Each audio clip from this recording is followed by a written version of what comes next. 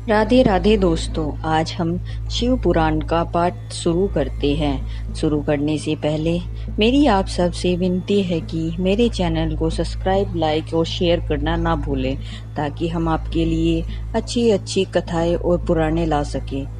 ओम नमः शिवाय। चलो आइए शुरू करते हैं। राधे राधे दोस्तों, आज हम आपको आगे की कथा सुनाते हैं। चलो आइए शुरू करते हैं। भगवान शिव का गंगा अवतारण तीर्थ में तपस्या के लिए आना, हिमवान द्वारा उनका स्वागत, पूजन एवं सत्वन तथा भगवान शिव की आज्ञा के अनुसार उनका उस स्थान पर दूसरों को न जाने देने की व्यवस्था करना।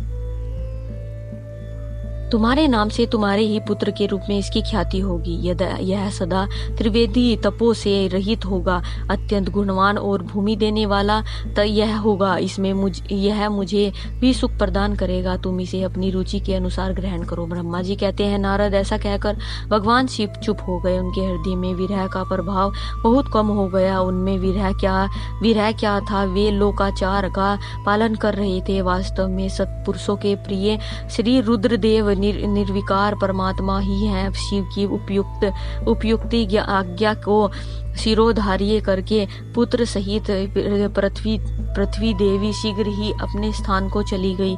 उन्हें अत्यंतिक सुख मिला। वह बाल भूम नाम से प्रसिद्ध हो युवा होने पर तुरंत काशी चला गया और वहां उसने दीर्घ काल तक भगवान शंकर की सेवा की। विश्वनाथ जी की कृपा से ग्रह की पदवी पाकर वे भूमि कुमार शीघ्र ही श्रेष्ठ एवं द्विलोक में चले गए, जो शुक्र लोक से परे है। ब्रह्मा जी कहते हैं, नारद, हिमान की पुत्री लोक पूजनीय शक्ति स्वरूपा पार्वती हिमालय के घर में रहकर बढ़ने लगी। जब उनकी अवस्था 8 वर्ष की हो गई, तब सती के विरह से कातर हुए शंभु को उनके जन्म का समाचार मिला। नारद उस अद्भुत बालिका का पार्वती को हृदय में रखकर वे मन ही मन बड़े आनंद का अनुभव करने लगे। इसी बीच में लौकिक गीत का आश्चर्य शंभु ने अपने मन को एकाग्र करने के लिए तप करने का विचार किया। नंदी आदि कुछ अशांत पार्षदों को साथ ले वे हिमालय के उत्तम शिखर पर गंगा अवतार नामक तीर्थ में चले गए। वहां पूर्व काल में ब्रह्मधाम से अच्युत होकर समस्त पाप राशियों का विनाश करने के लिए चली हुई परम पावनी गंगा पहल भूतल पर अवतरण हुई थी। जितेंद्रिय हर ने वहीं रहकर तपस्या आरंभ की। वे आलस्य रहित हो चेतन ज्ञान स्वरूप नित्य ज्योतिर्मय निरामय जन्मय चिदानंदन स्वरूप द्विहीन तथा आश्रय रहित अपने आत्मभूत परमात्मा का एकाग्र भाव से चिंतन करने लगे। भगवान हर के ध्यान परायण रहने पर नंदी, भृंगी आदि कुछ अन्य पार्षदगण भी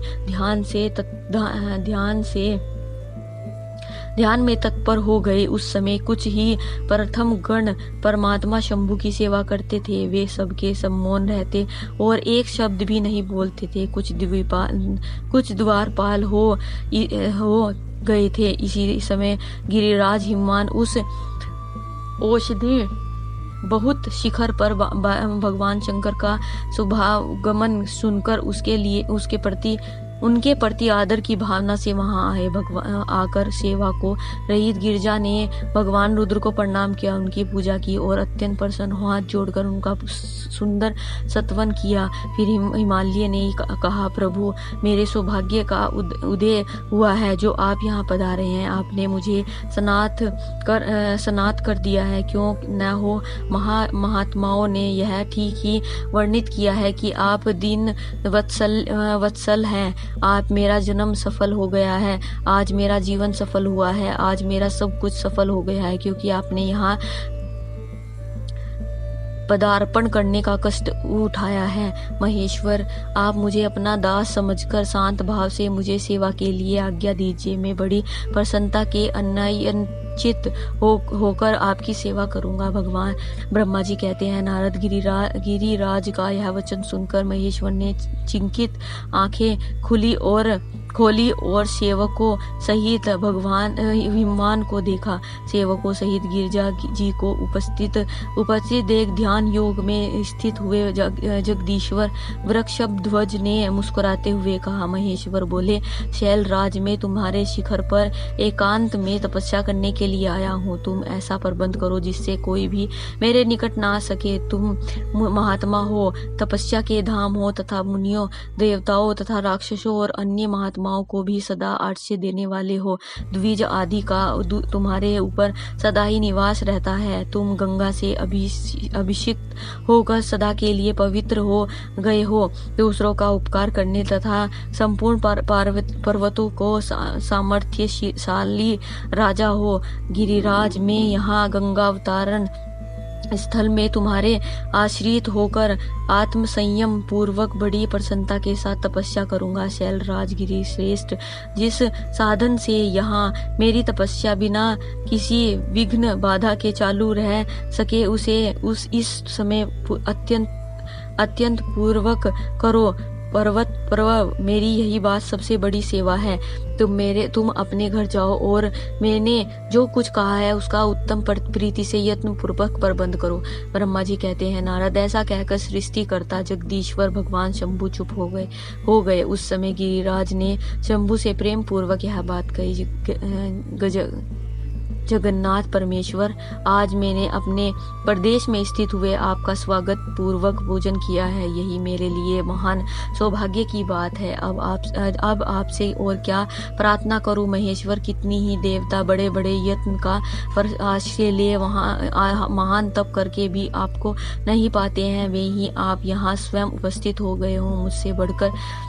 मुझसे बढ़कर श्रेष्ठ सौभाग्यशाली और पुण्यात्मा दूसरा कोई नहीं है, क्योंकि आप मेरे पृष्ठभाग पर तपस्या के लिए उपस्थित हुए हैं। परमेश्वर, आज मैं अपने को देवराज इंद्र से भी अधिक भाग्यशाली मानता हूँ, क्योंकि सेवकों सहित आपने यहाँ आकर मुझे अनुग्रह का